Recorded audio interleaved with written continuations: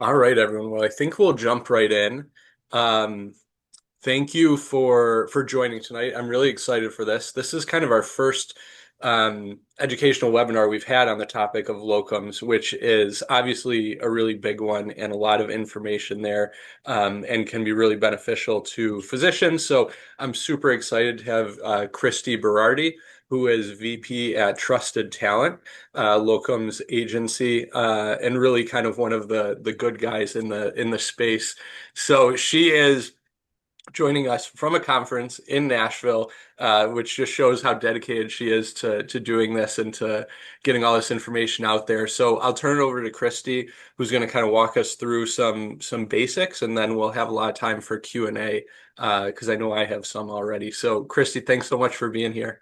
Absolutely. Thanks for having me, and thank you for inviting Trusted Locum Staffing to be a part of this. We're really excited to educate this audience on really what locuming is a verb is, and really how it could benefit your professional life, your personal life, and really just be a trusted partner as you navigate this decision in your career. Do you want me to drive the slides, or do you want to pull them up? I can do either. You're on mute, but I'm pretty sure I'm I on just. mute. Yes, you Okay. you can drive. You should have permission to share all set up. Perfect. Hold on. It's saying I don't have permission. You don't have permission. I Hmm. have Who can share three all exclamation points. participants?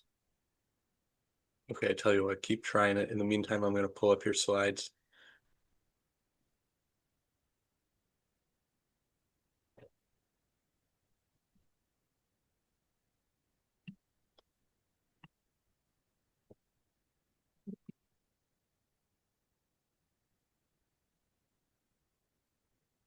Just a few slides. And I can talk to a lot of it, but I think there are some. Oh, it's going to kick me out of the call. Yeah. Hmm.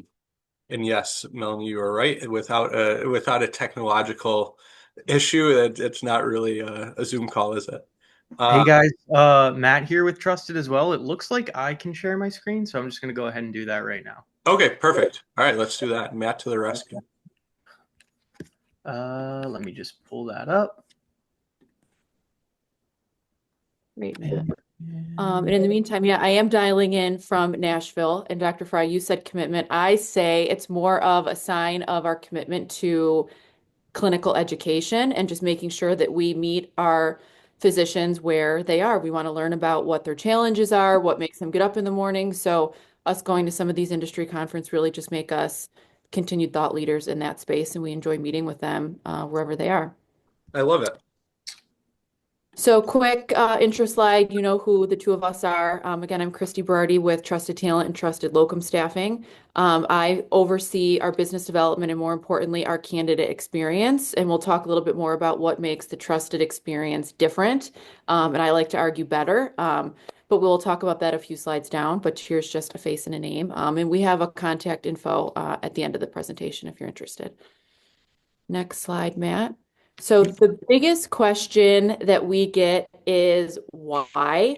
Locums has been around for a long, long time, and it's kind of gone through different phases of branding, so to speak, within the industry, and people on this call might be aware of that. Why do physicians choose to go into locums?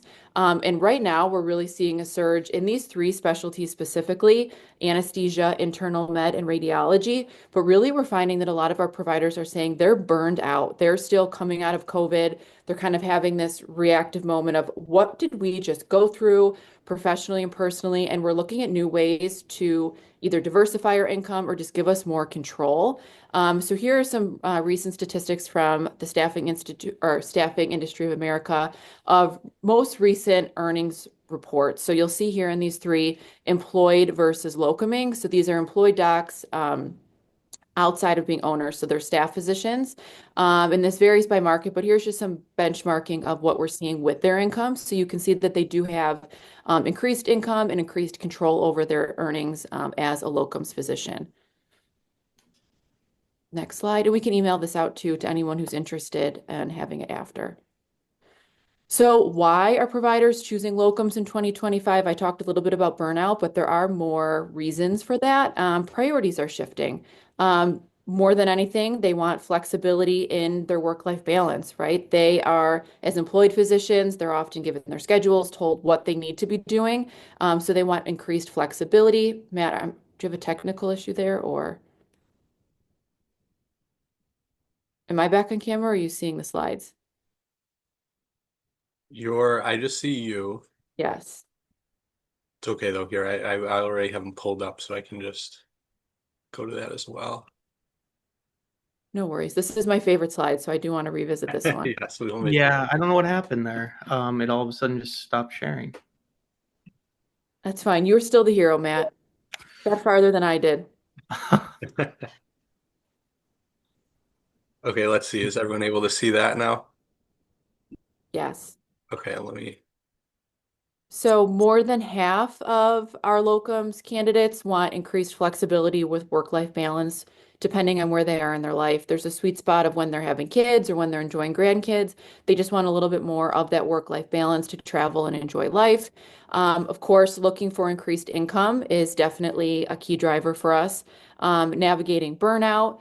And then new graduates entering the workforce, not sure geographically where they want to work, or maybe a bridge position if they have a spouse or they aren't able to really establish roots in a certain geographic city for a short period of time. Locuming is a great way to kind of bridge that gap. And then facilities who are using it in rural or underserved. So there's a little bit more mission based. I want to help the community in a different way. So I want to work in underserved populations. Next slide. This showcases a few of the top states for locum pay, but really right now the locum physician has the advantage in the negotiations with salary because they are in such demand. Arkansas is very high right now. This was pulled recently, Mississippi, Delaware, Colorado, West Virginia, and then New York, which is where Trusted is based. We do have positions and candidates all over the US. We have an office in Boston as well, but our headquarters is in upstate New York. And then again, why? So in addition to just making a living, obviously the financial component is kind of the main driver in a lot of situations. And I would think with the prudent plastic surgeon, that's really what they're interested in here, right? Learning about the financial benefit, how it can benefit them, maybe for some larger financial goals that they have personally. But more importantly, you are making a difference. A lot of times these are in rural communities, they're in rural hospitals, and the demand is so high because there's less talent that's interested in moving there on a permanent basis. So you really are serving a need in the community and contributing to a greater good by taking on these locum positions in some of the underserved areas and being paid fairly to do it at the same time. This is a little bit about our agency.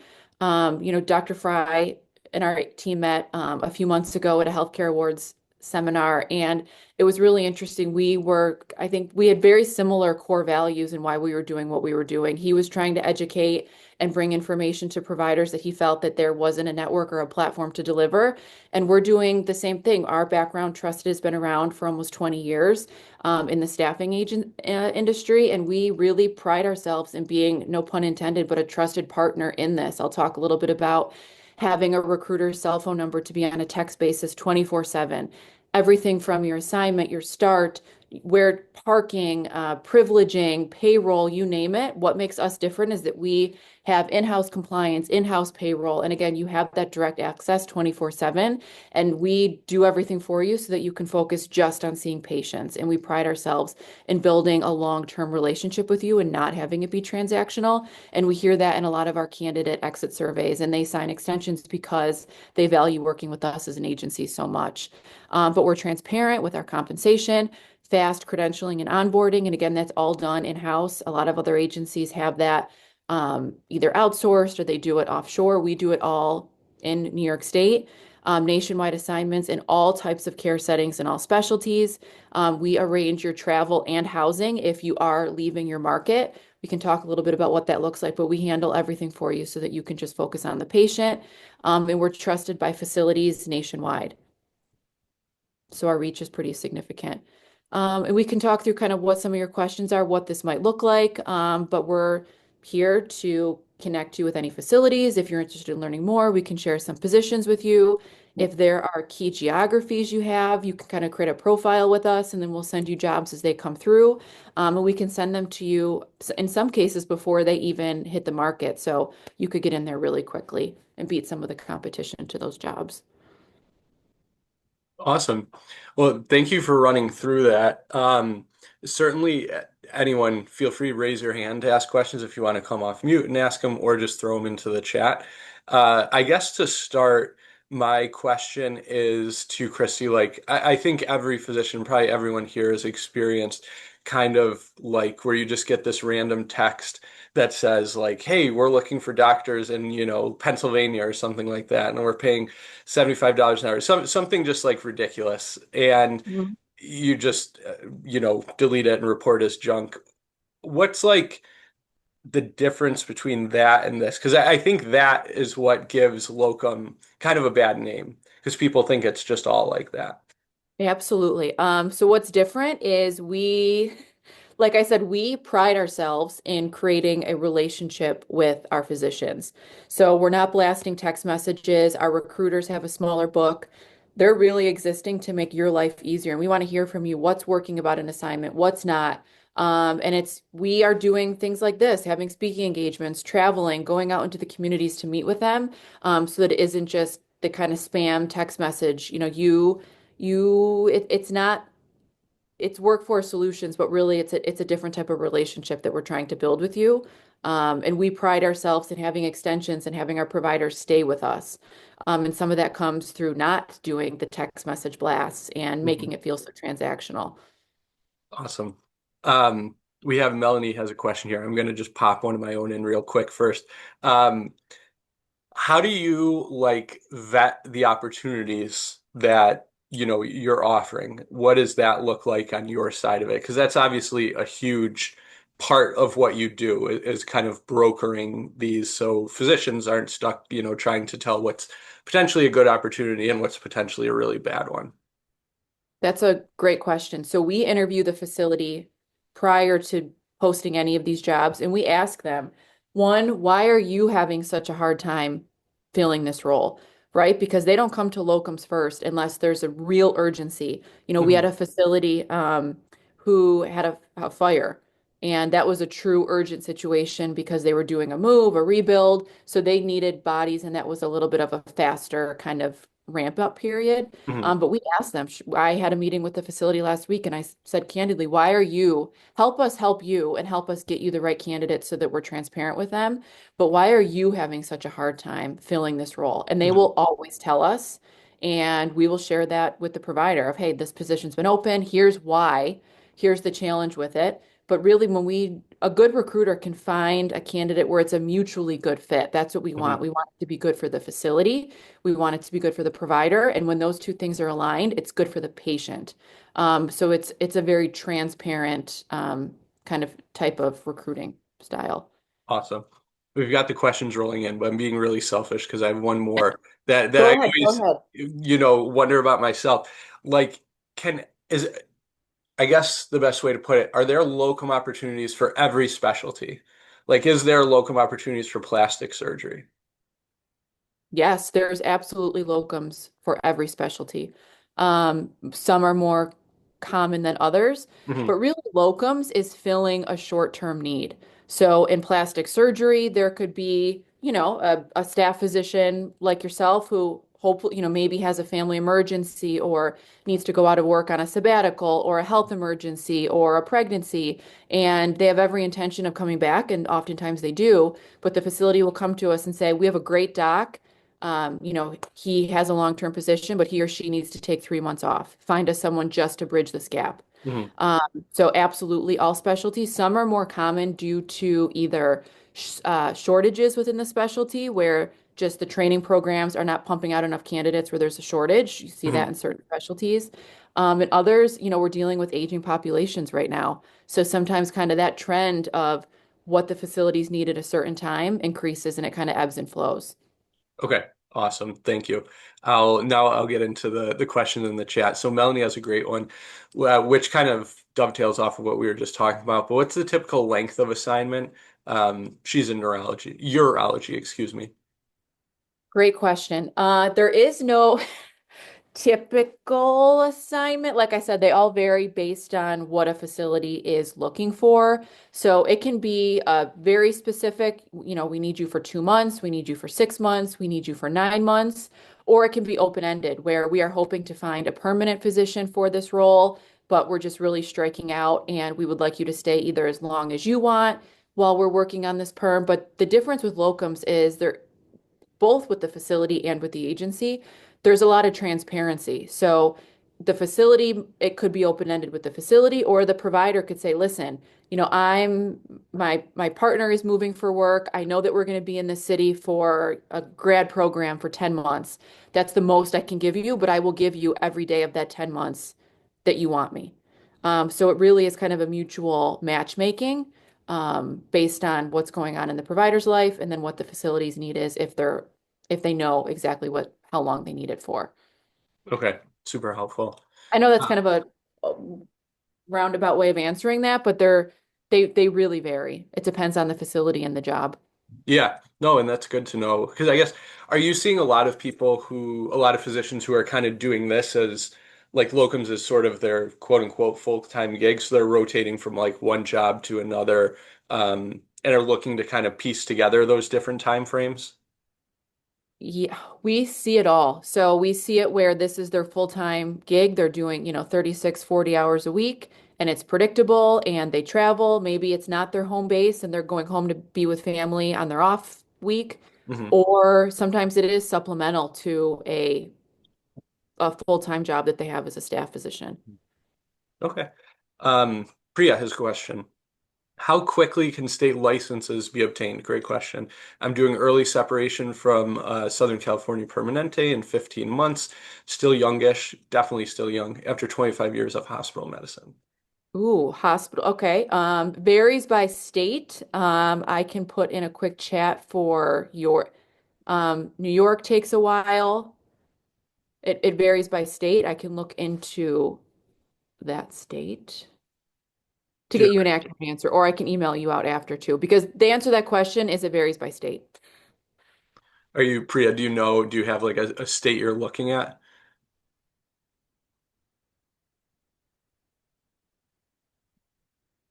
And we can put Priya on the spot so we'll see it. We'll let her respond and then we can come back to that. Or maybe, yeah, Christy, you and her can connect. Vesna, what is the typical hourly rate for a pediatrician? Again, varies by market and varies by obviously inpatient or outpatient. And highest would be at a pediatric trauma center. Okay. Pull But up. again, these are all valid questions, and it's hard for me to answer kind of blanket here. Truly, and there is absolutely no commitment, I promise you. But if you're kind of on that line and you're intrigued by it, we have great recruiters that have nothing in it at the onset other than just building a relationship and educating you and maybe just learning a little bit more about what you might be interested in. And we can passively just kind of stay in contact if something might be a good fit. You might hear from us a week later, you might hear from us a month later. And there's no commitment, but we could give you some specific answers to these questions. Awesome. And Priya said Colorado. Oh my gosh, skis have a home there in Laguna Beach. Ski season in winter, surfing at home. You're like living the life, Priya.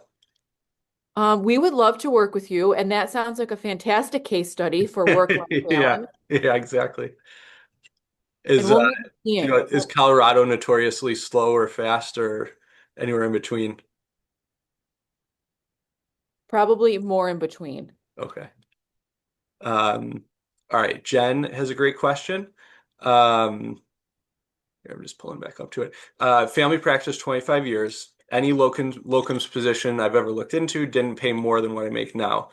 And that is not a lot. Low end of the spectrum in subacute rehab and long-term care.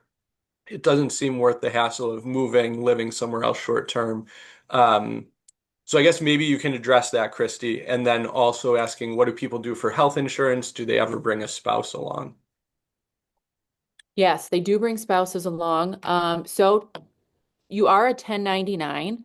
Um, as a locums. There are some exceptions to being W-2s, but you are a 1099. Us at Trusted, we do offer full health insurance that you can purchase at a good rate. And then we also cover your med mail as part of that. Awesome. And would you Full say, benefit.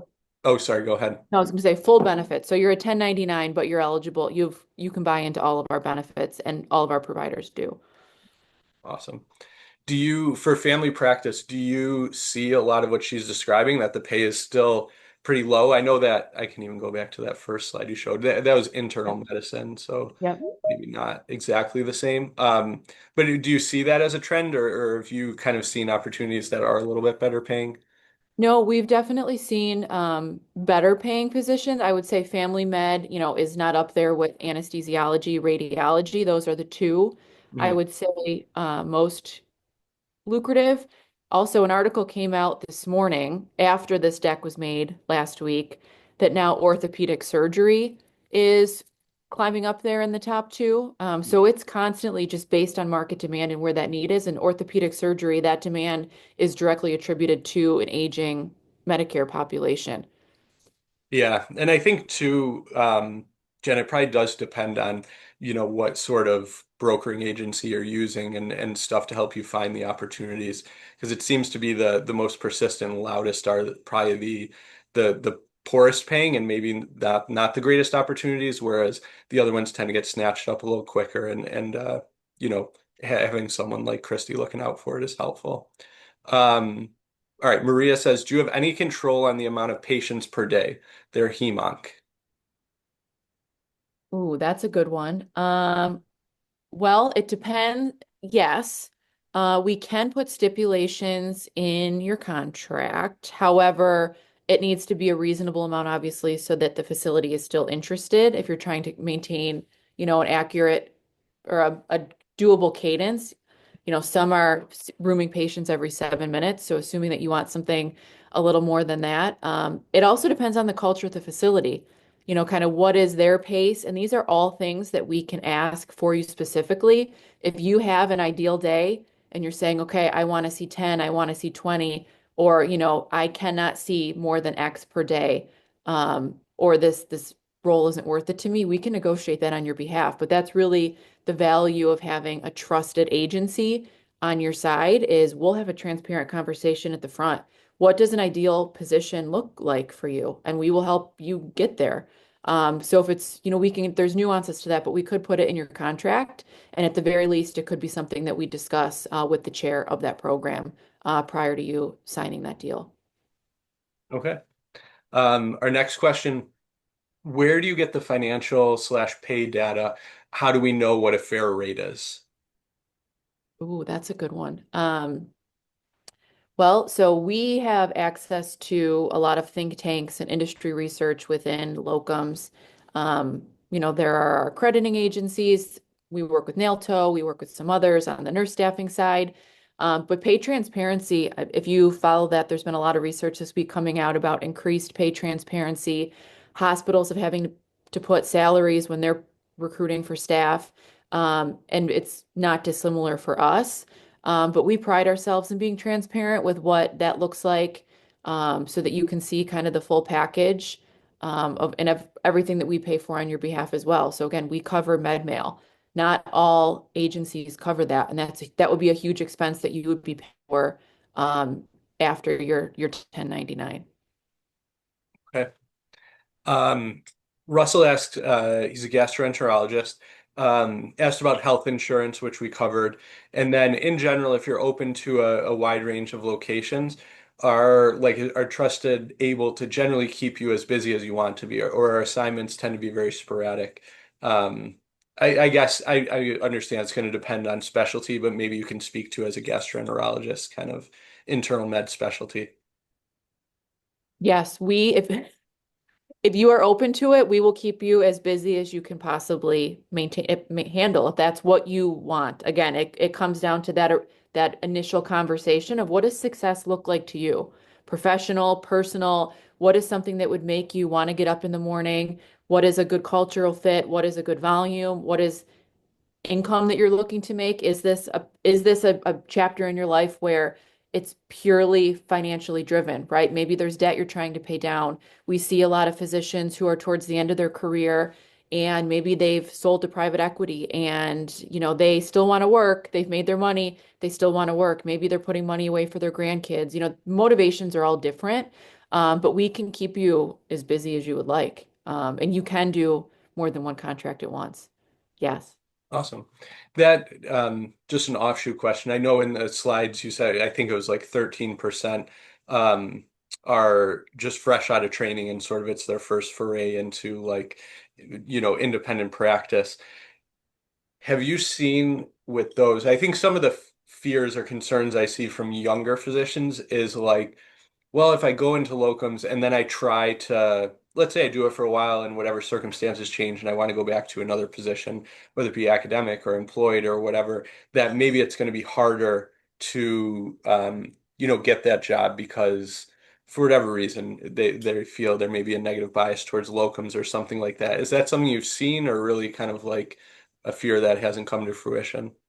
No, that could be, I guess, in any, I'm sitting here at a anesthesia conference and there was a similar question that came up.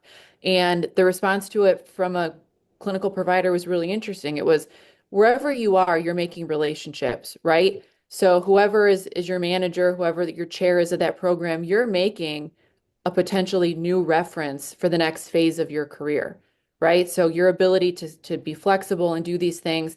And a lot of times what we see is it's a couple that either they're traveling for their partner's education and they've kind of made a little bit of a temporary succession or Mhm. okay, this year, these 2 years, we're going to be focusing on your training or your education. And I don't want permanent right now because our future is uncertain of geographically where we're going to settle. So this is a good way for me to continue my clinical expertise, put some money away, continue to just have an income while we're, focusing on your career. We see a lot of that in married couples. Very cool. Ravi has a great question. As all the patients are new to locum physicians, are you able to negotiate how much time, extra time for patient visits, how many patients you will see a session per day for rheumatology? So similar to the question before, is this something you can kind of put in your contract? Yeah, for the most part, yes. Assuming that it is a reasonable ask and that it keeps you competitive and it isn't an outlier in terms of what would be kind of appropriate for your specialty, your day, your cadence of patient volume. Yes.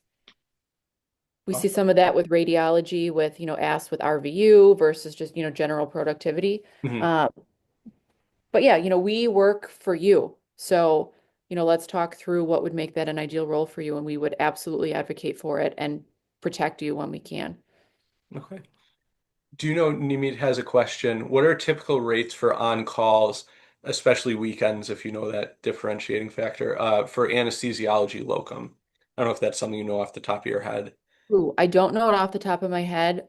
We do have some folks on this call who might be able to answer that in real time. Again, it varies by facility, it varies by shift, it varies by city. Um, trying to see who from my team is on this call. And we can also truly even email me. You don't have to do a full call after this with the recruiter, but if there's a specific question, and I can have my team screenshot some of these questions and we can circle Perfect. back after the call as well. We Okay. do have Hi, Christy, we do Christy. have Oh, Sam on the call. Sam Mariotti is one of our recruiters. Looks like she's on. Let's see if Let's see if Sam, do you hear us? If not, we can well here, we'll go on to the next one. Then if Sam I can answer that question. Oh, perfect. I wasn't sure if Sam was going to connect, but it all depends on the facility and how long they onboard someone. So sometimes it could typically take, um, in this retrospect, probably 4 to 6 weeks, sometimes up to 3 months, depending on what state and then also how long their credentialing process is. So I would say it depends, like Christy said, the facility. Okay. Hi And guys, I was just able to get my speaker to work. I'm so sorry. I'm driving home, so I'm doing my best here with the car phone. No, no problem at all. Um, Um, Uh, was Sam, the do you question in know the regards to the credentialing? on-call rate for anesthesia? On-call rate. So what we're seeing normally is that if you're taking a call during the week, it's usually 2,000 to 2,500 per day. If you're taking call on the weekends, then it's usually 3,000 per day. And it can vary from facility, but those tend to be like the range I'm seeing. Seems pretty good. Thank you. You're welcome. All right, Harvey, your potential hotel roommate, I guess, in Nashville. Says, I understand I should start an LLC and hold that in an S corp. What do most locum docs do? I would say, in my experience, that's what I've seen most do. I don't know, Christy, if you kind of see this as well, or. Yes, yes. Harvey, I'll deny ever saying this because I am not an accountant, but yes, you nailed it. All right. And Christopher has a question. His first foray into locums, what would differentiate Trusted Talent from another company such as Comp Health, for instance? So not to put you guys on the spot, but just to sort of, be able to share what would make your guys different. Yeah, that's a valid question, and I would never, talk negatively about any of our competitors, but I can say just our core values. Our CEO started this company almost 20 years ago, and his key motivation for doing this was because he knew that it could be done differently than the way the competitors and his previous employer, not Comp Health, were doing it. And he saw an opportunity to do it better, to add more value to the providers' lives, to add more value to the facilities, and just give providers more control and transparency, right? Everyone on this call and broader within healthcare is intrinsically motivated to take care of the patient, right? At the end of the day, that's why you went into medicine. It's what motivates you, but at the same time, you want to take back some of that control and take back your earning potential and just feel that you're being adequately compensated. And Trusted takes great pride in being an advocate for you. And we're not afraid to go back to the facilities and say, no, we have this great candidate. He'll be great for patients. He'll be good for your facility clinically and culturally. But, these are some of the sticking points, and we have to go back and get this in a good place. And we do. But we're not afraid to have tough conversations with facilities to get you a role that improves your quality of life. Awesome. Um, Steven's asking how much time in average for credentialing. I know Matt responded it varies by facility, but you guys are often able to make it as quick and painless as possible. Can you kind of add to that? I would say again, and I know this is a not answer, it varies by state, but I would say our fastest credentialing cases are always where the provider gives us everything we need right out of the gate. When it takes a while, it's because either there was a lack of transparency, if there was ever an investigation or something along those lines, and it gets caught after, or there's just delays with reference. If you give us everything we need quickly, it usually goes as fast as it possibly can. If there's delays, I hate to say it usually is on the provider side, not the facilities side. Okay. And then Stephen has another question. Are there opportunities for on-call rate and RVUs in certain situations? So I guess, do you mean kind of, Stephen, like different, like you'll get paid a base rate for on-call, and then if based on productivity otherwise, or maybe you can share what specialty you're in as well. Yeah, some more information could be helpful. I don't know if Sam on my team has any information here, but I would say um, on call for RVU also depends if they're in a value-based situation, like kind of what type of facility is, if they're compensating on value-based or purely fee for service. Okay. And we'll see as I'm Steve. so, Oh, would go ahead. someone be able to repeat the question? I'm so sorry. Oh yeah, are there opportunities for on-call rates and RVUs in certain situations? In certain situations, yes. Are we talking specifically in like radiology?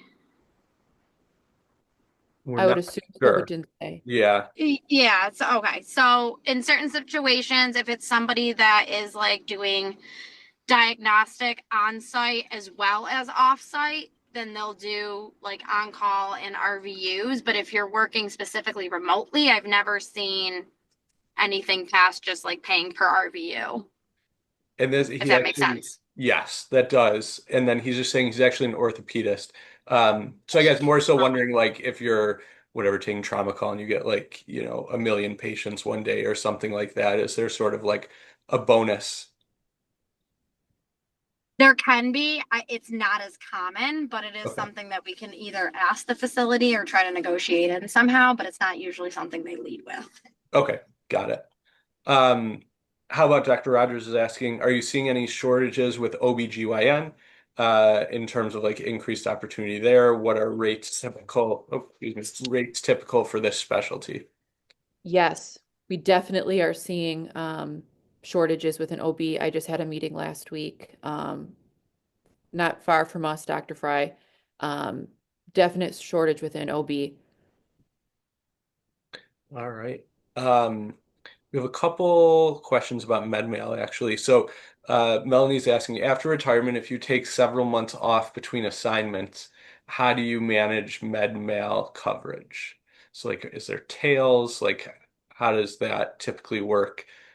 I guess I'm sure again, it depends on the opportunity, but maybe kind of what you typically see. That's a great question. I would have to look into that one. Um, but we can get as creative as we would need to. Okay. Let me copy that one. That's a good one. All right. Well, way to go, Melanie. That was the stumper. Um, And then Harvey has another question about MedMail. Does it only cover you at the locums facility? Are we managing patients to some degree even when we are not on site? It covers your scope of practice with our contract. So pretty much everything clinically you're managing on site or not when you're on that assignment. Correct. Okay, that makes sense. Um, All right, yeah, and that is a great question, Melanie, because that makes sense. Like if your med mail is covered with a tail, or if you need to buy a tail each time, that's obviously really expensive. I would expect that it's like incidence-based policy, but that definitely is something to be aware of and to make sure of anytime you're kind of like negotiating or evaluating a potential opportunity. Um, this has been like full of information, so super helpful. I know I've learned a ton as well. Any um, last like follow-up questions or questions in general? This is obviously like such a great opportunity to have really the whole trusted team here kind of answering. Um, the one I did want to bring up, which you kind of mentioned briefly, travel and housing usually included. Am I correct in kind of like how does that work? How much control does the locums physician have over that? Yes, that's included. We work with you to book that. And actually, we have a funny story. One of our recruiters brought a physician to the States from France for a position, and he went to special trouble to ship her bike. She's a cyclist, and that's a way that she, likes to spend her personal time when she's not at the hospital. And he had it shipped over to join her on Nice. assignment. So we, do things like that. So yes, we work with you on the travel, the housing, um, all those things that would make your personal time enjoyable when on assignment. Fantastic. Um, all right. Priya has another question or a couple questions. What is like how does exclusivity work? Can people work with more than one agency? And then what is your cut? Again, our it varies by assignment, by candidate, and we're transparent with what that looks like. Um, Going through the chat, how can we reach out to you? I will put my email in the chat. How's that? And then folks can just copy and paste it. And either I can take a meeting with you or connect you with the right people on my team to get you accurate answers. Oh, and Matt sent it too. Perfect. And I'll send out this replay tonight. Oh, and sorry if you hear my my son yelling. Um, Oh, no. And Dr. Monahan, you can work with multiple agencies. It could get a little cumbersome, and we're kind of going after the same jobs, you could. But we like to think that if you work with us, you wouldn't want to work with anyone again, but keep us honest there as well. Perfect. And then Robbie's asking, does IMLC compact license help? And I'll be honest, I'm not sure what that is. Milmic, I guess so. IMLC compact license. Oh, Or the interstate medical license that we're talking about. Okay, that yep. must be it. IMLC, yes. Yeah, that always helps if you have an IMLC. Obviously, it cuts down on credentialing time if we put you in a separate state. Um, Obviously, there are some states still that aren't IMLC. New York is one of them, but there's also some pass-through states. So even if you have an IMLC and the state itself doesn't accept it, if it's a walkthrough state, we can get you licensed like over the weekend. So it is definitely helpful to have. Okay, awesome. Is that something you like? Oh, sorry, my question was if the locums agency can assist with IMLC, and I was just going to ask that as well. Kind of how does one go about getting that? Yeah. Assist with getting the IMLC. As the recruiter, like usually I would get you set up with like the proper information. And then if there's additional questions, we can have our compliance team kind of hop on. But usually the process is pretty straightforward. It's just filling out some forms and handing in, your malpractice and things like that from the past. But it's usually just a couple matter of some forms. Awesome. Um, And then Melanie, I have just because I'm obnoxious, I do have to point out, and I don't even know if Christy and Matt, if you guys know this, but despite being from Buffalo, I'm not a Bills fan. I'm a huge Jets fan, which means that I really dislike the Bills, mainly because I grew up in Buffalo and all my friends made fun of me. Um, but it's a tough, tough life. And Melanie, Jordan, because there's no urology jobs now, that doesn't mean there won't be. So I'm sure Christy's going to be looking for them right as we get off this call. And sorry, Yeah. go ahead, also, Matt. Jordan, we just became best friends because I cannot stand the Bills either, and I live in Buffalo. There you go. Okay, we need to hang out because we're probably like the Yeah. only two.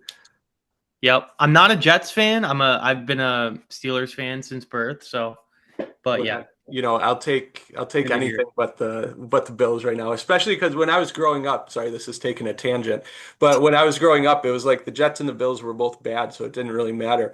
Now the Jets still like stayed bad and the Bills are good, Yeah. so it's like I don't even know. Yep. Um, All right. Any last minute questions? I know this has been chock full of information. And I definitely want to encourage everyone the QR code that's up there. We can use that. Oh, and Veronica's born in Buffalo, and I'm a Dolphins fan. We are making like tons of connections here. All right. But please Love scan it. that QR code. I will send an NFL. I'll send an email tonight with the replay, and I'll include in there Christy and Matt and everyone's email and the website and stuff like that. And certainly encourage you guys to reach out if you have interest and just to explore. Obviously, lots of really cool opportunities out there. So thanks everyone for joining, and thanks Christy and Matt and the whole team for being here. So thank you. Thank you so Thanks, much. And thank everyone. you to the trusted team for jumping on an hour and ahead of me in Nashville. No problem. Enjoy the rest of the conference and we'll chat soon. Thank you. And thank you All right. everyone for participating tonight. All right. Thanks everyone. Have a good night. Nice meeting everyone.